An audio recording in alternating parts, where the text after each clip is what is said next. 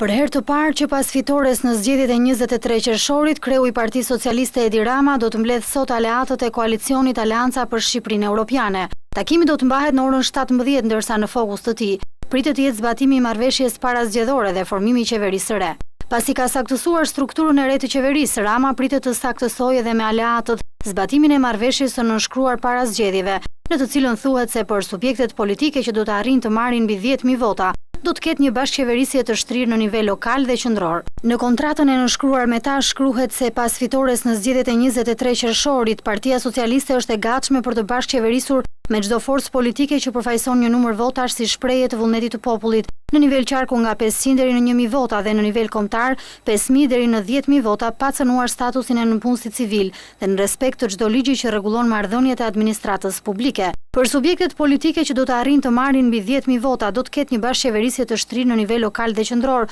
thuhet në marrëveshje. Ditën e djeshme në mesditë Rama saktësoi edhe strukturën e qeverisë së re, e cila do të ketë në përbërjen e saj 16 ministri. Nuk është i qartë numri i ministrive që do të drejtohen nga aleati më i madh, Lëvizja Socialiste për Integrim, ndërkohë që besohet se poste ministrore do të marrin edhe Partia Bashkimi për të Drejtat e Njerëzit dhe Partia Kristian Demokrate.